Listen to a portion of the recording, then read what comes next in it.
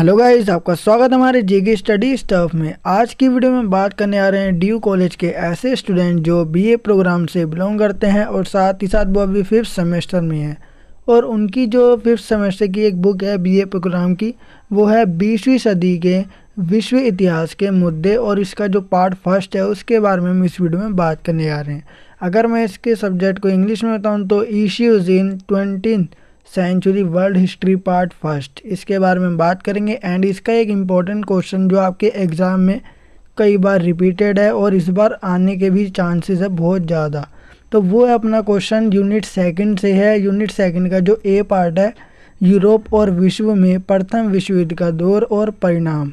ठीक है, मतलब यूरोप में जो था और विश्व में प्रथम विश्व युद्ध का दौर कब से कब तक चला था, ठीक है, और इसके क्या क्या कारण रहे थे और इसका परिणाम क्या हुआ था, रिजल्ट क्या निकला था। तो इसके बारे में एवरीथिंग हम इस वीडियो में जानेंगे। मतलब एक तरीके से अगर शॉर्ट में बात की जाए तो प्रथम विश्व युद्ध के बारे में एवरीथिंग जो भी मतलब कि से रिलेटेड इन्फॉर्मेशन है प्रथम विश्व युद्ध या फर्स्ट वर्ल्ड वॉर से रिलेटेड, तो उसके बारे में हम इस वीडियो में जानेंगे। तो वीडियो को स्टार्टिंग से लेके एंड तक जरूर देखना। तो चलते अपनी वीडियो की ओर एंड शुरू करते अपनी video. So without wasting time let's begin our video. So guys, बहुत ही सिंपल इसके मतलब कि प्रथम विश्व युद्ध या फर्स्ट वर्ल्ड वॉर जिसे हम कहते हैं उसके बारे में नीचे लिखा गया है। तो देखो, जैसे कि आपको स्क्रीन पे दिख रहा होगा प्रथम विश्व युद्ध, ठीक है।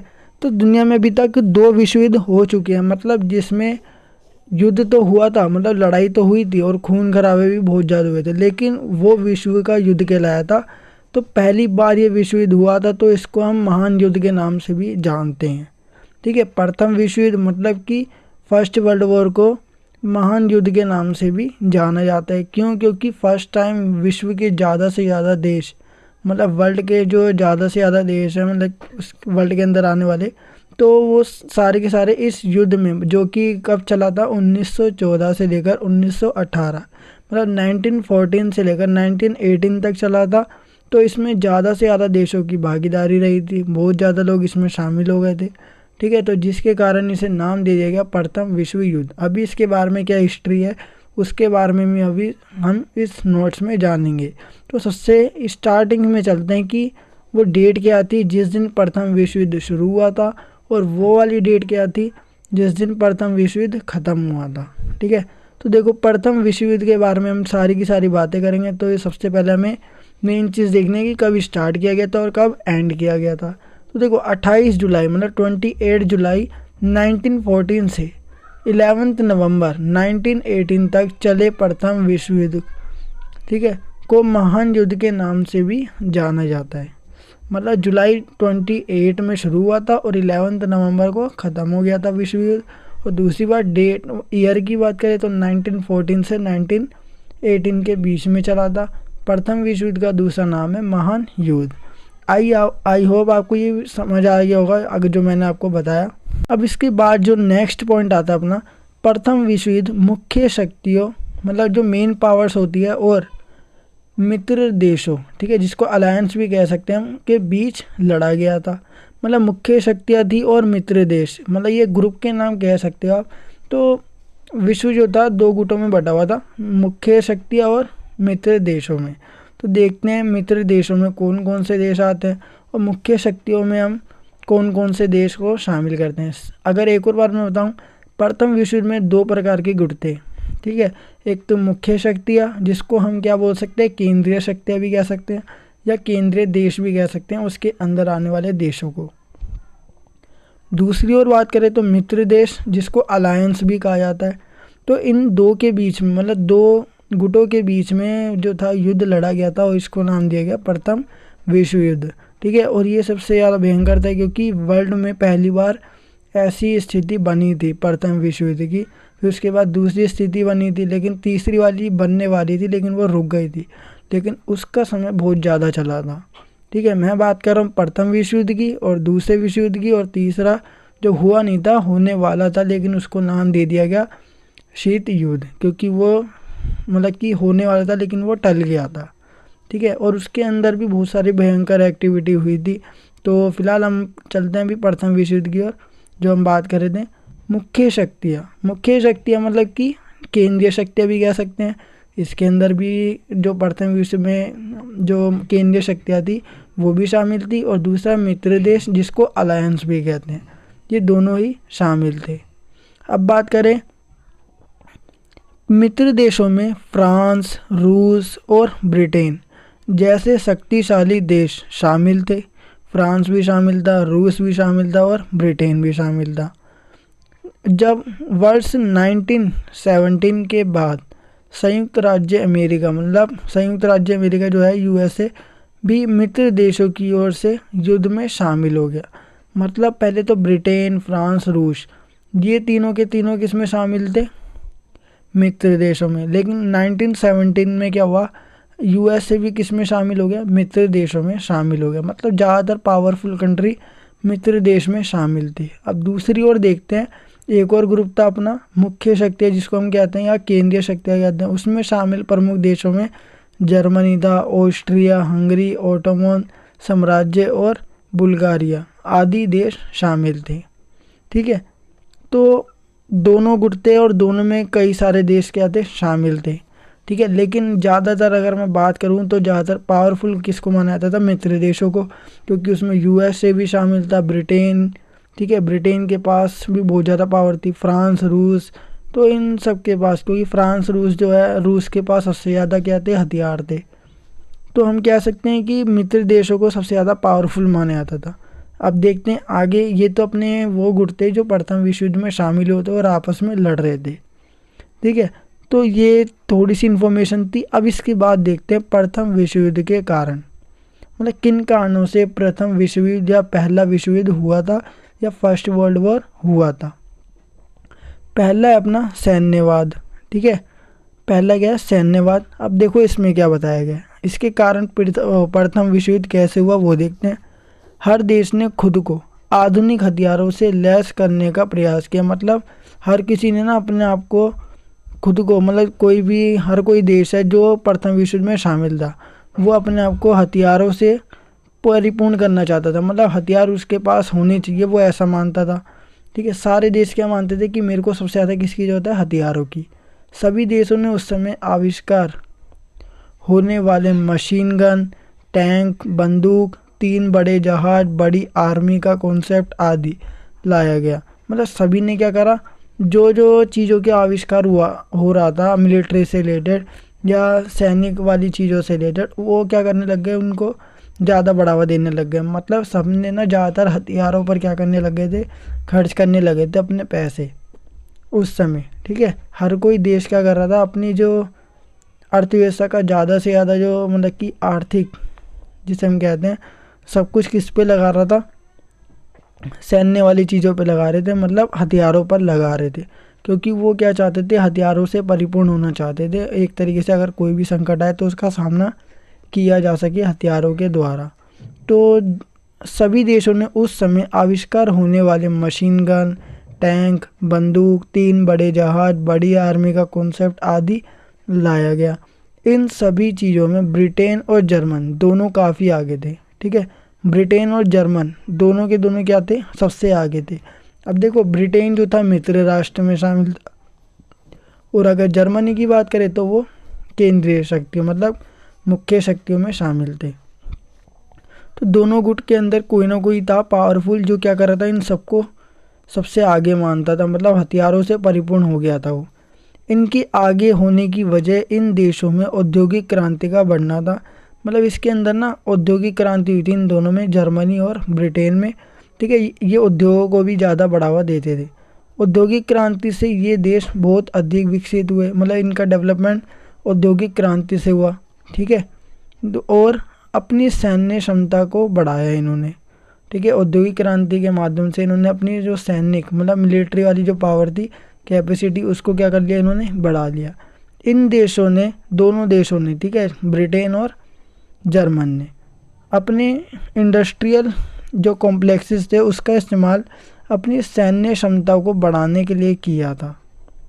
ठीक है, अपनी सैन्य क्षमता को बढ़ाने के लिए इन्होंने क्या करा?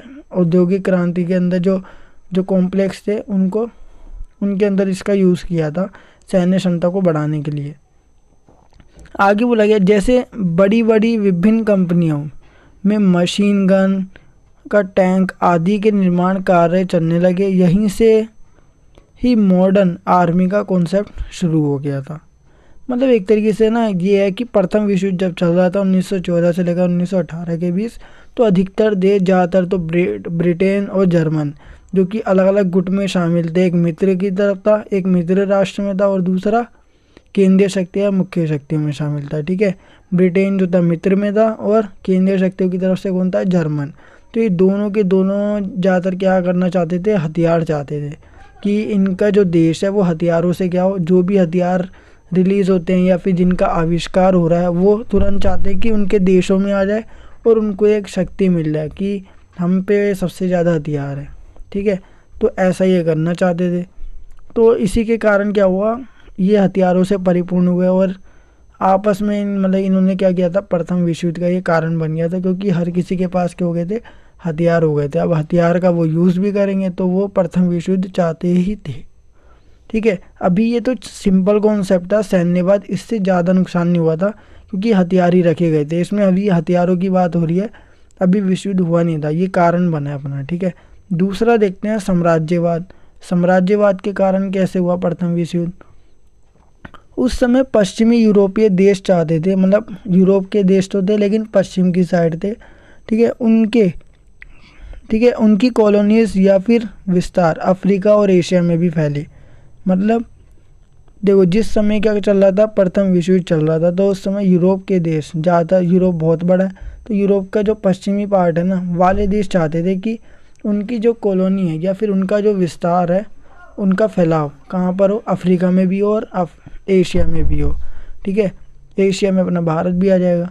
तो इस घटना को स्क्रैम्बल ऑफ अफ्रीका यानी अफ्रीका की दौड़ भी कहा गया। मतलब था कि अफ्रीका अपने जितने अधिक क्षेत्र बचा सकता है बचा लो, क्योंकि उस समय अफ्रीका का क्षेत्र बहुत बड़ा था।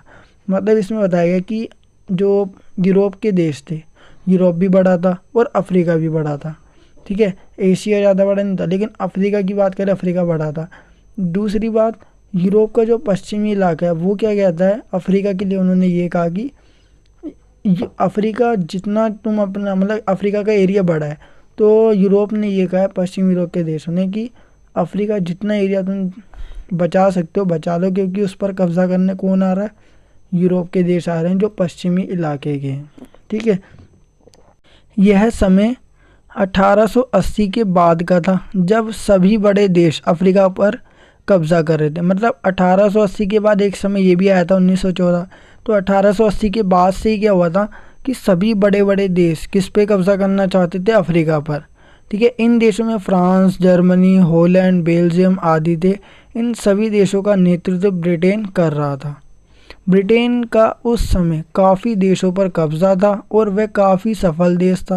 मतलब ब्रिटेन ने ना अधिकतर देशों पे, मतलब भारत पर भी उसने क्या कर रखा था, कब्जा कर रखा था। ठीक है, और वो अफ्रीका पे भी कब्जा करना चाहता था, और अधिकतर देश ना अफ्रीका पर कब्जा करना चाहते थे, क्योंकि अफ्रीका का एरिया बहुत ज़्यादा बड़ा है। ठीक है, तो हर कोई देश क्या चाहता था कि अगर अफ्रीका कोशिश भी करेगा तो वो संभाल नहीं पाएगा अपने पूरे जो उसका इतना बड़ा एरिया है। ठीक है, तो अफ्रीका पर वो कब्जा करना चाहते थे। अब देखो, ऐसे बहुत सारे देश थे वैसे तो जो अफ्रीका पर कब्जा करना चाहते थे। ठीक है, अब इन देशों में फ्रांस, जर्मन, हॉलैंड, बेल्जियम आदि थे। इन सभी देशों का नेतृत्व या फिर इनको गुलाम किसने बना रखा था, ब्रिटेन ने।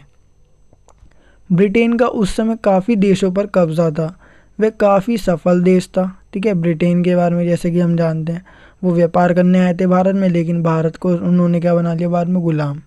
पूरी दुनिया के 25% हिस्से पर ब्रिटिश शासन का राजस्व था। मतलब ब्रिटेन ने ना दुनिया के 25% हिस्से पर क्या कर रखा था, कब्जा कर रखा था या उन पर राज कर रखा था। इस 25% क्षेत्र की वजह से इनके पास बहुत अधिक संसाधन आ गए। मतलब ब्रिटेन ने क्या करा, कुछ सामान किसी देश से लिया जिस पर उसने गुलामी कर, मतलब जिसको उसने गुलाम बना रखा है, क्योंकि ब्रिटेन ना उस समय बहुत ज़्यादा देशों को क्या बना रखा था, उन्होंने गुलाम बना रखा था। तो कुछ देश वो कुछ संसाधन वो किसी देश से इकट्ठा करता था, तो कुछ संसाधन वो किसी देश से इकट्ठा करता। तो ऐसे कर करके उसने बहुत सारे संसाधन क्या मिल गए, उसे मिल चुके थे, और उसने भारत से भी कुछ ना कुछ संसाधन लिए थे। तो अपने ऐसे कर करके उसके पास बहुत ज़्यादा संसाधन हो गए, तो वो अमीर भी बनता गया। ठीक है, मतलब सबसे ज़्यादा संसाधन ब्रिटेन के पास आ गए, क्योंकि उसने अलग अलग या फिर बहुत सारे कंट्री को क्या बना रखा था, गुलाम। तो इन सब की वजह से या इनके पास बहुत अधिक संसाधन आ गए थे ब्रिटेन के पास। इसकी वजह से इनकी सैन्य क्षमता में भी खूब वृद्धि हुई थी। ठीक है, तो ये भी कारण रहा था। तीसरा है राष्ट्रवाद। 19वीं शताब्दी में देशभक्ति की भावना ने पूरे यूरोप को अपने पाले में ले लिया था। ठीक है, 19वीं शताब्दी जैसी आई तो देशभक्ति की भावना ने पूरे यूरोप को अपने पाले में ले लिया था। जर्मनी, इटली और अन्य बाल्टिक देशों आदि जगह पर राष्ट्रवाद पूरी तरह से फैल चुका था। तो मतलब इन सभी में क्या आ गई थी, देशभक्ति की भावना आ गई थी। और ये 19वीं शताब्दी में पूरे के पूरे यूरोप के जो भी मतलब की कंट्री है या फिर जर्मनी, इटली, अन्य बाल्टिक क्षेत्र, इनमें भी क्या आ गई थी, पूरी तरह से राष्ट्रवाद की भावना आ गई थी। मतलब देशभक्ति की भावना इनके अंदर पैदा हो गई थी। इसी वजह से ये युद्ध ग्लोरी ऑफ वॉर कहलाया था। इन देशों को लगने लगा कि कोई भी देश लड़के और जीत के ही महान बन सकता है। ठीक है, इस तरह से देश की महानता को उसके क्षेत्रफल से जोड़ के देखा जाने लगा। ठीक है, मतलब इन्होंने क्या करा था, देश की महानता को उसके क्षेत्रफल से ना जोड़ के देखने लग गए। आगे देखते हैं, इसमें बोला गया फोर्थ है संधियाँ।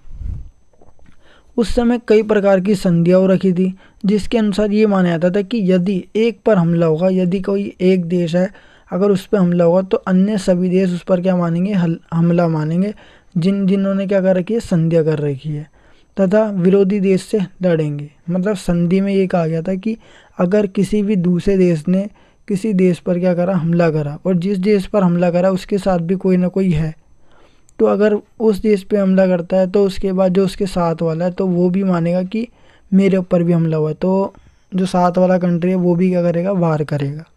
तो ऐसे कर करके संधियों के माध्यम से ये क्या हो जाएगा, अगर किसी भी देश की संधि ज़्यादातर देशों से हो रखी हो तो ज़्यादातर देश ये मानेंगे कि इस पे हमला हुआ है तो हम सब पे हमला हुआ है, तो हम सब भी क्या करेंगे, लड़ेंगे और उसको ख़त्म कर देंगे, या फिर कुछ भी कर सकते हैं। तो एक तरीके से उसका विरोध करेंगे, तो ये बात क्या हो जाएगी, बढ़ जाएगी। देखो जैसे नीचे लिखा हुआ, रूस की सर्बिया के साथ संधि थी, जर्मन की ऑस्ट्रिया हंगरी के साथ संधि थी। ठीक है, ट्रीटी जिसे हम कहते हैं। फ्रांस की रूस के साथ संधि थी, ब्रिटेन की फ्रांस और बेल्जियम के साथ, जापान की ब्रिटेन के साथ संधि थी। ठीक है, पांचवा बोला गया कोई प्रभावशाली अंतर्राष्ट्रीय संगठन ना होना।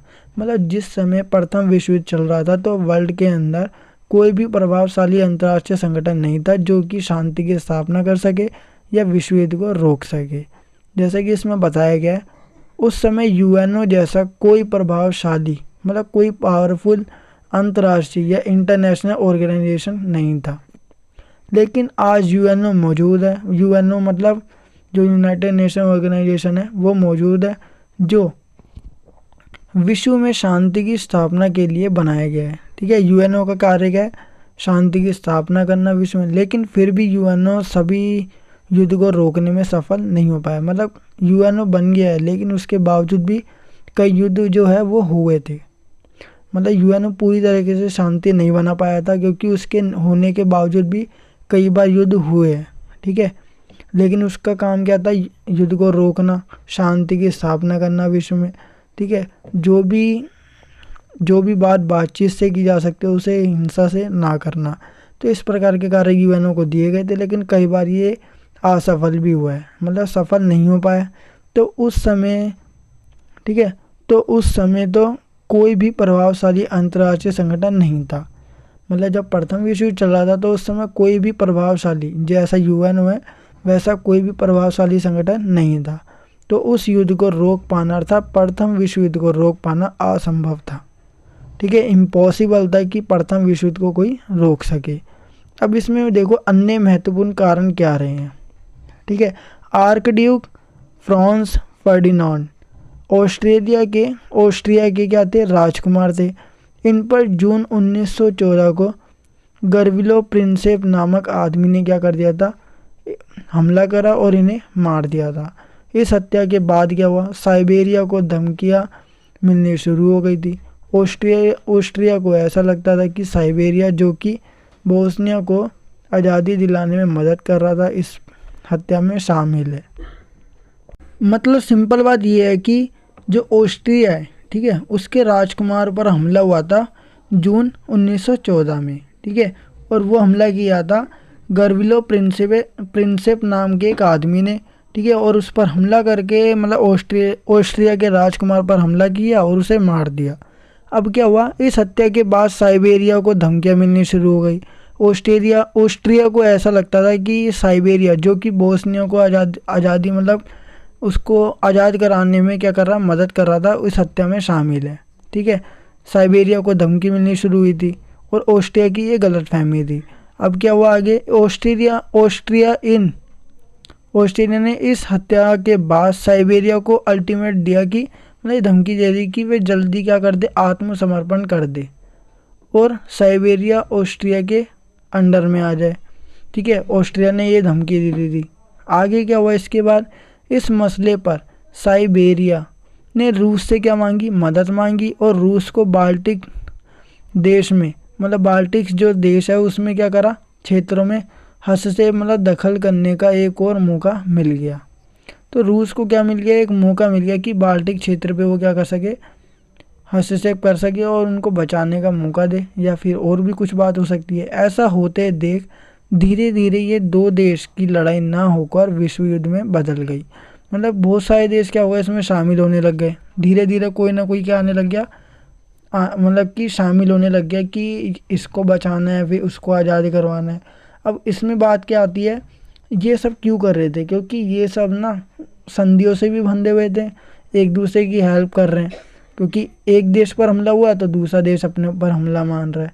तो एक तरीके से ना बात ये आती है कि सब देश क्या कर रहे थे, आपस में लड़ रहे थे, तो इसको नाम दे दिया विश्व युद्ध, ठीक है। और ये पहली बार हुआ था तो प्रथम विश्व युद्ध इसको कहा गया। अब आगे बोला गया, वहीं दूसरी ओर, ठीक है, वहीं दूसरी ओर बाल्कन क्षेत्र में भी अस्थिरता थी, मतलब बाल्कन क्षेत्र में भी उथल पुथल मची हुई थी। उसे यूरोप का पाउडर केक कहा जाता है। पाउडर केक का मतलब बारूद से भरा कंटेनर होता है जिसमें कभी भी आग लग सकती है, ठीक है। अब आगे बोला गया, इसमें देखो एक और टॉपिक आता है, प्रथम विश्व युद्ध के परिणाम, ठीक है। प्रथम विश्व युद्ध के परिणामों को भी 3 भागों में बांटा गया, आर्थिक परिणाम, राजनीतिक परिणाम और सामाजिक परिणाम।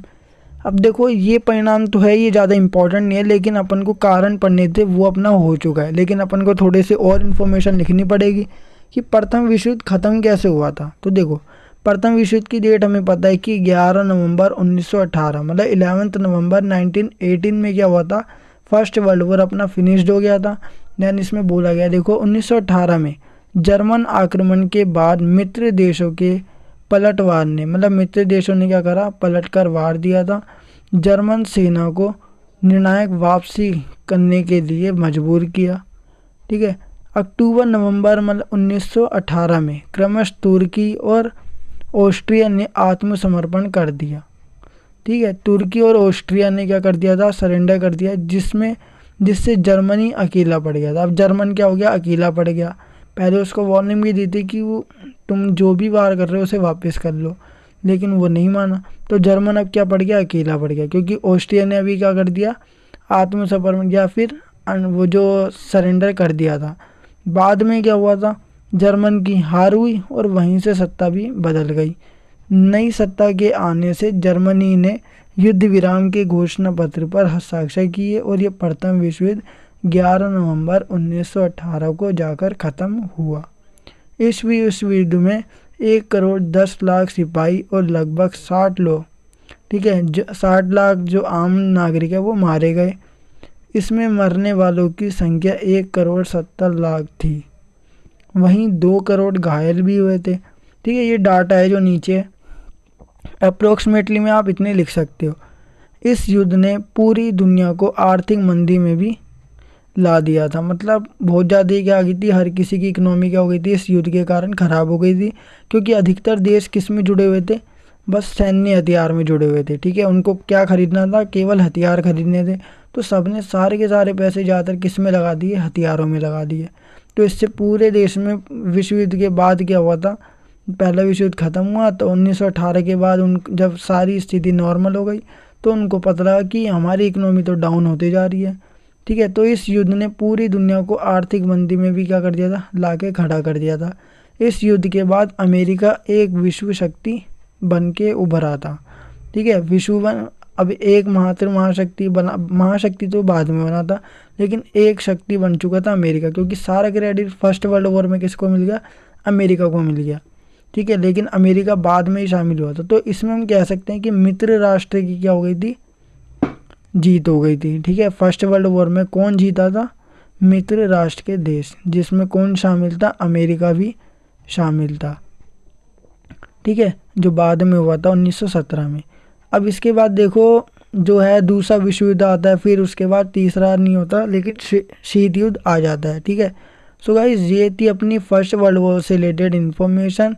एंड इसके ऊपर आपको अगर कोई सा भी क्वेश्चन आपके क्वेश्चन पेपर में दिखाई देता है तो आपको एज इट इज़ जैसे मैंने आपको इस वीडियो में बताया या फिर जो आपको नोट्स दिख रहे हैं वही करके आने हैं।